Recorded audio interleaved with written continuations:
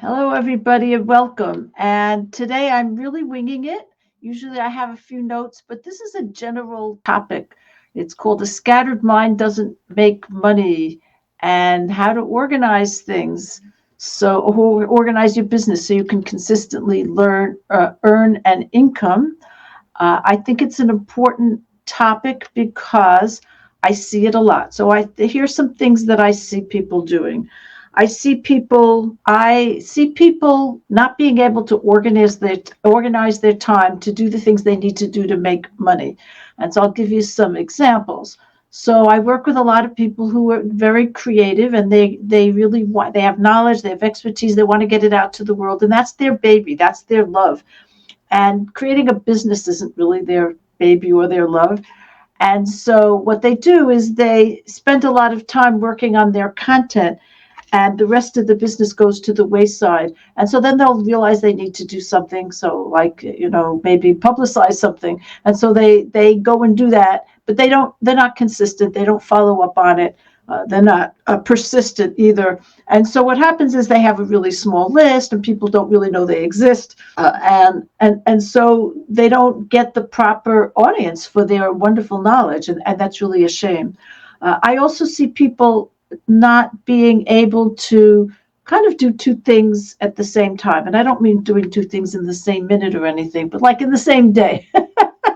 So they might like really be trying to focus. And so they're trying to work on their content, build their online course or something like that. And it's a similar thing where they don't really know how to, let's say, spend, and this will be one of my solutions, spend part of the day on marketing, or part of the day on developing partnerships and all of these things that are so important, or working on their messaging. And so because they just don't really know how to segment their day like that. But and often some of these people worked in corporate at some point. They had a job, but some of them never really did. And so they're not used to having different times of the day for different things. So if you ever were in a job where you had to charge by the hour different clients, and you're used to writing down, I spent this much time for this client, at this rate, and so on, like that. You're used to the fact that you have to organize your time like that. But if you've never done that, then very often you just focus on one thing, and the rest just, as I said, goes by the wayside. So I think that's a big issue. Another thing I see is, I would say, especially with beginners, but not only. So I'm a big fan of learning, but there can be too much learning. So I see a lot of people, and sometimes it's because they're trying to get something for nothing. Like they don't have a business yet. They feel like they don't have any money. They feel like the only way they're going to do it is to bootstrap for nothing. And so they spend all this time going to webinars, which are really sales webinars, as you've probably experienced yourself. And they just go to webinar after webinar after webinar, hoping to get enough information so they can actually, make money with their business, start their business.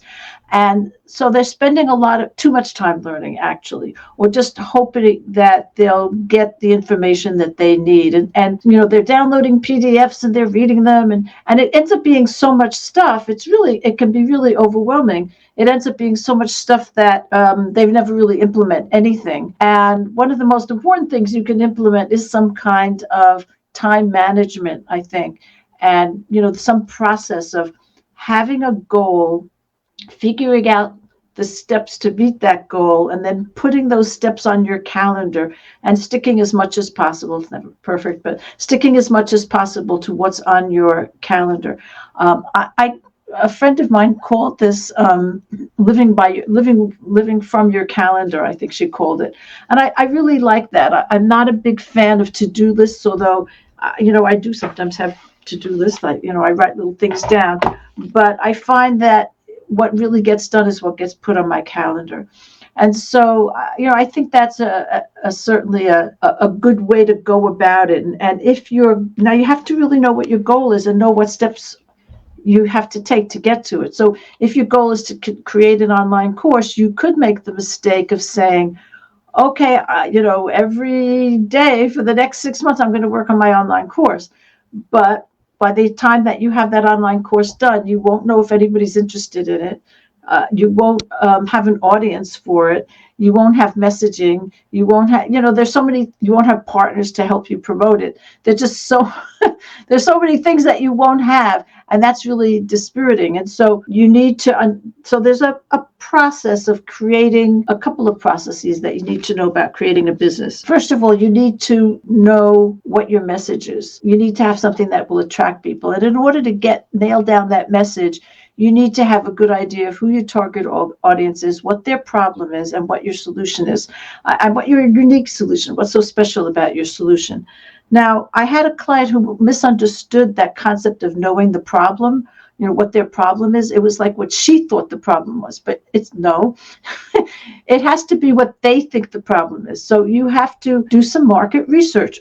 Now, this market research is not necessarily easy. A lot of people recommend doing like these little conversations, market research conversations. And in my experience, it's almost impossible to get enough of those conversations to get a representative sample of your target market so that the information you get is relevant, is valid. So what that means is if your target market is mothers at home who want to start a business, and that's a large group of people, but okay. And then let's say you speak to 10 people. Well, there are thousands of people, and the 10 people that you happen to speak to might have one opinion that might not be representative at all. So you might really end up with what I would call wrong information because you're not speaking to enough people. So I think it's good to speak to people. I think it's a good thing to do. But I think you also need to do some mass research, which could mean posting on social media. It could be putting out some kind of free offer and seeing how people respond to it. So doing some testing of different messaging. I know somebody who uses Facebook ads for this. She uses really cheap Facebook ads, and she just will do 5 of them with 5 different messages, and she sees which one gets the most clicks, and then she kind of refines it that way. But you can do it without ads as well. Whatever it is, you need to do some more mass testing. In the end, we often end up being kind of suckered into giving people what we think they need rather than what they want. And so that whole first messaging thing is the first step, and it includes doing this analysis and this research. That doesn't have to take a long time. I do also know people who spend way too long doing that. But if you're focused on it and consistent with it, usually you can do something like that within 2 to 3 weeks, maybe 4 weeks, and then have a really good foundation for your business. So the problem that can be a problem. I certainly see people who don't have their messaging down. But let's say you do get your messaging down, and you have a really good message that's really interesting to your target market, will really help them. And by the way, you can go back and change that over and over again as you see the results of things. But the next thing is you need to have some content, and you need to have an audience for the content, and you need to do both those things at the same time. And this is where people really struggle. So very few people are building their list at the same time that they're creating their content. And it's not hard to do it. So you can start spending an hour in the morning, every morning, doing something to build your list or build your following on social media, and then the rest of the time building your content. So it's just a shame when you build your content and then don't have anybody who's interested in it because you just haven't built that audience. And the audience, that would be a combination of your email list and your Facebook followers and partners who would be people who would promote you. So you promote them, and then they promote you back, and that brings in a new audience each time because you can't sell the same thing to the same audience over and over again. So those are the 3 things: your message, your audience, your program. You can call it MAP, as in roadmap, message, audience, program. But that once you create, so there's another piece of that, and that is creating what's called a funnel, which is a series of offers, and it starts with something for free, and that free thing could be a PDF, it could be a webinar, it could be an ebook, it could be a video, it could be kind of almost anything that's going to attract people and bring them into your audience. And then you need some way of making a paid offer after that. And that's a funnel. And you can do it in multiple steps. You can do it multiple ways. It doesn't have to be only one way. But that's another thing that people struggle with a little bit is and some of that is technical. How to present that free offer, get people to sign up and get them on your email list, and then how to make that upsell and so on like that. And most people, I would say, have at least 3 levels. They have something for free and something low priced and then something higher priced and something like that. And you might have multiple streams. So I certainly do. I have lots and lots of free offers, and they upsell to various different types of things. So you can look and try different things out. And so that stumps people a little bit because there are actually a lot of steps in creating that funnel. But basically, it goes like this: you have something for free, and you promote that, and that's part of building your audience. You need to be promoting that every day in some way or another, whether yourself or through partners. Actually, not whether or, but both. Both yourself and through partners. And that is another area where I find people get stumped is finding finding partners and actively partnering with people. And then in your autoresponders and in your freebie itself and on your thank you page, you need to have that upsell to a low price product usually. And there are different ways of doing it, but that's just a typical example. And then from there, you would upsell to something more. Now, a third element I want to talk about is the fact that not everybody who comes onto your list is ready to buy. And so email marketing is the best way to keep in touch with people over a long period of time and show them your expertise and inspire them and enlighten them and teach them so until they're ready to buy whatever it is you have to offer. And so that process needs to be going on all the time as well. And so, here you're thinking, well, I have to be building my audience. I have to be staying in touch with my audience. I have to be building my content, all of those 3 things at once. And that can lead to a scattered mind. And what I find most people do is they just drop 1 or 2 of them. I certainly know lots of people who haven't emailed their list in months. And so you can't make money that way. And that's a shame. So the way you do it is you have to understand these steps, and then you have to put them on your calendar. So, from 9 to 10, I'm going to promote my free offer. And from 10 to 11, I'm going to approach various partners and try to set up meetings with them. And from that's 9 to 10, 10 to 11, from 11 to 12, I'm going to send out my, an email, something like that. And so then in the afternoon, I'll work on my content.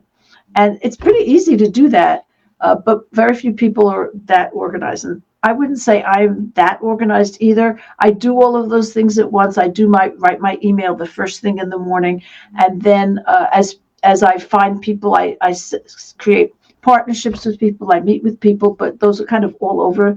I don't do like morning and afternoon like that. And then I find time to write as well, to create things. And I have all these Word documents open because I'm creating a low-priced product right now, and I'm creating an email course and all of these different things that I'm creating. So, and I would say that would be probably for me the thing that I struggle most with is putting that on my calendar and sticking to that. But it's important. You have to do all of these different things at once. So the main concept is that one more thing I wanted to say is that a lot of the people I work with are very creative. They have these brilliant ideas. And so they're just interested in a lot of things. And they go down the rabbit hole. They're interested. They see something. They want to learn more about that. They're curious about this and they want to learn more about that. And you do have to limit that. You can't just follow up every interesting thing. Maybe you could start collecting them, and then maybe Saturday afternoon is when you're going to do that, or something like that, or Sunday afternoon is when you're going to follow up on all these interesting things that you saw. But if you follow them up as you find them, you'll never get back to your original project or your original task, and you won't meet your goals. So you can't just go down the rabbit hole for every interesting thing. For example, one kind of proof that I have of it is I see a lot of people who click on my email. So I'm offering something for free, let's say a free webinar, and a whole bunch of people click on it, and then they don't sign up for the webinar. And I've asked people like, why? And they say, oh, I was just curious. Or they say something that shows even more that they're scattered. I wanted to sign up for it, and I clicked the link. And then I found something else. And so I lost track of that. I just kept the tab open, but I never came back to it. So those are signs of a scattered mind. And so you need to be very intentional about, what you click on, what you decide to, which rabbit hole you decide to go down. If it's something important, then you finish it. And if it's not important, just don't do it. Or sometimes you can do it if it's not time urgent. You can say, okay, I want to check this out later, and here's my special time for checking out things. Like I often have something like that on Saturday afternoon. I put on my calendar to check out some different things. Okay, so just to summarize, you need to figure out your goals. You need to know the steps to meet those goals. And in an online business, it's a combination of your message, your audience, and your program. You need to put that on your calendar, and you need to stick to it as much as possible so that you get all of those things done. And specifically, the audience building and the program building, whatever your content is, needs to be developed simultaneously so that by the time your program is finished, then you have an audience for it. And that audience will be both people on your list because you've promoted something for free, and then also partners that you've worked with, and so you've promoted them, and they're now ready to promote your wonderful new course, and that goes really, really far to help you make some sales. Let me know if you have any questions about this. Okay, bye-bye.